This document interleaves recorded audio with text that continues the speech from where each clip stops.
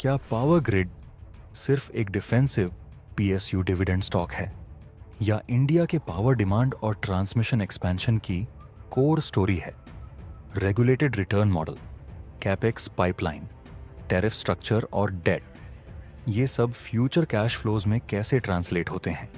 और current valuation पर power grid में लॉन्ग टर्म एंट्री लेना लॉजिकल है या सिर्फ हाई यील्ड के लिए देखना चाहिए? नमस्ते दोस्तों, आप देख रहे हैं बालाजी मार्केट इनसाइट्स, जहां हम हाइप नहीं, हार्ड डेटा और सिंपल भाषा में बात करते हैं। आज के इस वीडियो में हम पावर ग्रिड कॉरपोरेशन का डिटेल्ड ब्रेकडाउन करेंगे। Business model, regulated return structure और ट्रांसमिशन एसेट्स की स्ट्रेंथ, फंडामेंटल्स में revenue visibility, margin, debt, interest coverage और return ratios, valuation historical PSU and utility peers के कंपैरिजन में कहां खड़ा है, और टेक्निकल्स में मेजर सपोर्ट, रेजिस्टेंस और प्राइस स्ट्रक्चर क्या बता रहे हैं। वीडियो के अंत तक आपको क्लियर आइडिया मिलेगा कि पावर ग्रिड आपके long term defensive plus income portfolio के लिए सेंसिबल पीएसयू बेट है या नहीं। शुरू करने से पहले एक जरूरी बात, ये पूरा वीडियो सिर्फ शैक्षणिक और एजुकेशनल पर्पस के लिए है। मैं सेबी रजिस्टर्ड एडवाइजर नहीं हूं। कोई भी बाय, सेल या होल्ड का फैसला लेने से पहले अपने रजिस्टर्ड फाइनेंशियल एडवाइजर से सलाह लें और खुद की रिसर्च जरूर करें। पीएसयू और यूटिलिटी सेक्टर में रेगुलेटरी और पॉलिसी रिस्क हमेशा रहता है। चलिए अब सीधे पावर ग्रिड के नंबर्स और चार्ट्स पर चलते हैं।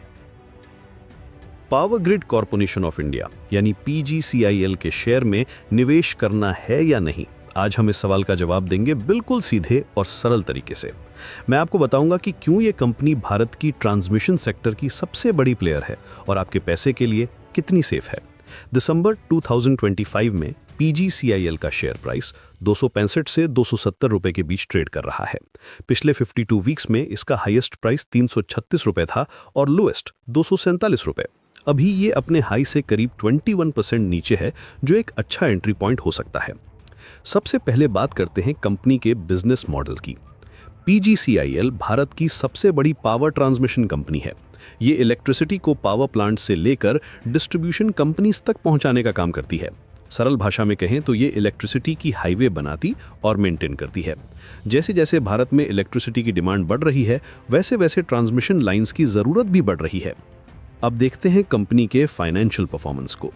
Q2 FY25 में कंपनी का टोटल इनकम 11,278 करोड़ रुपीस था, जो पिछले साल के सेम क्वार्टर से 2% ज़्यादा है। नेट प्रॉफिट 3,793 करोड़ रुपए रहा, जो 2% की ग्रोथ दिखाता है। ये कंसिस्टेंट ग्रोथ पैटर्न है, जो इन्वेस्टर्स के लिए अच्छी बात है। कंपनी का प्रॉफिट मार्जिन भी काफ़ी हेल्दी है। नेट प्रॉफिट मार्जिन 33.63% है, जो बहुत अच्छा है। इसका मतलब है कि हर 100 रुपए की इनकम में से 33 रुपए प्रॉफिट के रूप में बचते हैं। ये दिखाता है कि कंपनी एफिशिएंटली ऑपरेट कर रही है। ईपीएस यानी अर्निंग्स पर शेयर की बात करें तो ये 16.34 रुपीस है। पीई रेशियो 16.51 रुपीस है, जो रीजनेबल वैल्यूएशन दिखाता है। पावर सेक्टर के एवरेज पीई रेशियो 29.67 के कंपैरिजन में ये काफ़ी अट्रैक्टिव है। डिविडेंड की बात करें तो पीजीसीआईएल एक एक्सेलेंट डिविडेंड पेइंग कंपनी है। करंट डिविडेंड यील्ड 3.33% है। कंपनी रेगुलरली डिविडेंड देती रहती है। रिसेंट में नवंबर 2025 में 4.5 रुपए पर शेयर का इंटरिम डिविडेंड दिया था। ये इनकम सीकिंग इन्वेस्टर्स के लिए बहुत अट्रैक्टिव है। अब शेयर होल्डिंग पैटर्न देखते हैं। गवर्नमेंट ऑफ इंडिया का प्रमोटर होल्डिंग 51.34% है, जो स्टेबल ओनरशिप दिखाता है। एफआईआई होल्डिंग 25.66% है और डीआईआई होल्डिंग 1.93% है। रिटेल इन्वेस्टर्स का होल्डिंग 3.61% है। ये पैटर्न दिखाता है कि इंस्टीट्यूशनल इन्वेस्टर्स का भरोसा इस कंपनी पर है। टेक्निकल एनालिसिस की बात करें तो स्टॉक अभी अपने 52 वीक हाई से 21% नीचे है। ये एक गुड करेक्शन है, जो बाइंग अपॉर्चुनिटी प्रोवाइड कर सकता है। स्टॉक का बीटा 0.59 है, जो मार्केट के कंपैरिजन में कम वोलाटाइल है। ये कंजर्वेटिव इन्वेस्टर्स के लिए अच्छी बात है। कंपनी के फ्यूचर प्रोजेक्ट्स की बात करें तो पीजीसीआईएल के पास मैसिव एक्सपेंशन प्लान्स हैं। रिन्यूएबल एनर्जी इंटीग्रेशन के लिए नई ट्रांसमिशन लाइंस की जरूरत है। ग्रीन एनर्जी कॉरिडोर प्रोजेक्ट्स में कंपनी एक्टिवली इन्वॉल्व्ड है। इंटरस्टेट ट्रांसमिशन सिस्टम की डिमांड भी बढ़ रही है। ये सब कंपनी के फ्यूचर ग्रोथ के लिए पॉजिटिव इंडिकेटर्स हैं। डेट टू इक्विटी रेशियो 0.8 है, जो मैनेजेबल लेवल पर है। रिटर्न ऑन इक्विटी 18.24% है, जो एक्सीलेंट है। रिटर्न ऑन कैपिटल एम्प्लॉयड 12.62% है। ये सब नंबर्स दिखाते हैं कि कंपनी फाइनेंशियली साउंड है। अब बात करते हैं रिस्क्स की। रेगुलेटरी चेंजेस एक मेजर रिस्क है, क्योंकि ये गवर्नमेंट कंट्रोल्ड सेक्टर है। टैरिफ रिविजन्स में डिले हो सकती है। कंपटीशन भी बढ़ सकती है अगर प्राइवेट प्लेयर्स इस सेक्टर में आए। एनवायरमेंटल क्लियरेंसेस में भी डिलेज हो सकते हैं। एनालिस्ट रिकमेंडेशंस देखें तो मेजॉरिटी एनालिस्ट्स का रेटिंग बाय या आउट परफॉर्म है। टारगेट प्राइस 320 से 360 रुपए के बीच है, जो करंट प्राइस से 10 से 15% अपसाइड दिखाता है। क्वार्टरली रिजल्ट्स का ट्रेंड देखें तो रेवेन्यू ग्रोथ कंसिस्टेंट है।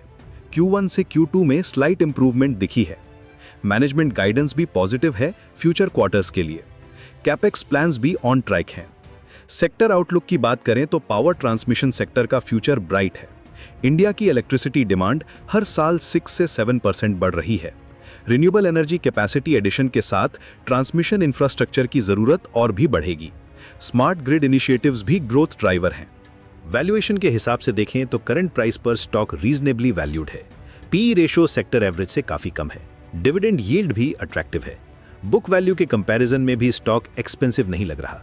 कंपटीशन की बात करें तो पीजीसीआईएल का मोनोपोलिस्टिक पोजीशन है इंटर स्टेट ट्रांसमिशन में।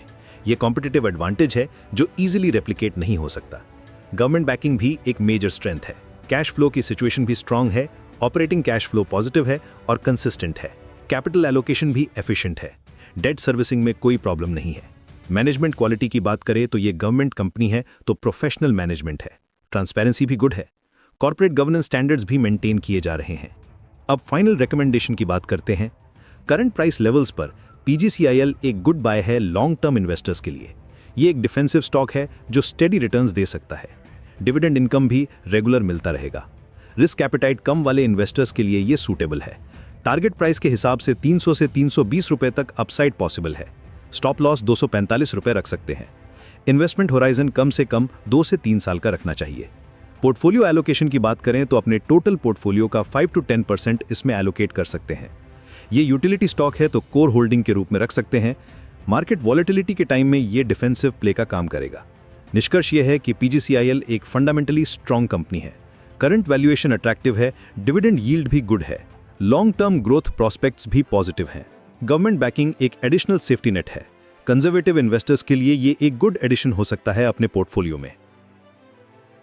तो दोस्तों, ये था हमारा डेटा बेस्ड नज़रिया पावर ग्रिड कॉरपोरेशन पर, जहां हमने regulated model, cash flow visibility और वैल्यूएशन को साथ में देखा।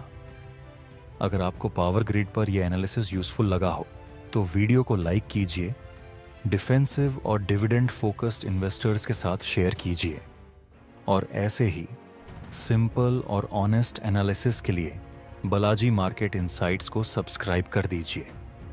कमेंट में ज़रूर लिखिए, क्या आप पावर ग्रिड या किसी और पावर यूटिलिटी में इन्वेस्टेड हैं? आपका व्यू इसे प्योर डिफेंसिव मानता है या लॉन्ग टर्म ग्रोथ स्टोरी भी देखते हैं? और आगे आप किस पीएसयू या यूटिलिटी स्टॉक का ब्रेकडाउन देखना चाहते हैं? हम टिप्स या गारंटीड रिटर्न की बात नहीं करते। हमारा फोकस है डेटा, रिस्क और वैल्यूएशन समझाना, ताकि फाइनल डिसीजन हमेशा आपके हाथ में रहे। एक छोटा रिमाइंडर, यह वीडियो केवल एजुकेशन और नॉलेज के लिए है। यह किसी भी तरह की पर्सनल बाय, सेल या होल्ड की सलाह नहीं है। स्टॉक मार्केट और पावर सेक्टर में निवेश हमेशा रिस्क के साथ आता है। कोई भी फैसला लेने से पहले अपने फाइनेंशियल एडवाइजर से सलाह और खुद की डिटेल्ड रिसर्च जरूर करें। धन्यवाद दोस्तों। फिर मिलेंगे अगले एपिसोड में एक और निफ्टी 50 पीएसयू या यूटिलिटी स्टॉक एनालिसिस के साथ। आप देख रहे थे बालाजी मार्केट इनसाइट्स, जहां हाइप नहीं, हार्ड डेटा और सिंपल भाषा में बात होती है। ऐसे ही और स्टॉक्स पर डीप, सिंपल और डेटा बेस्ड एनालिसिस के लिए वीडियो को लाइक कीजिए, दोस्तों के साथ शेयर कीजिए और बालाजी मार्केट इनसाइट्स को सब्सक्राइब करके अपनी स्टॉक मार्केट लर्निंग जर्नी आज ही शुरू कीजिए।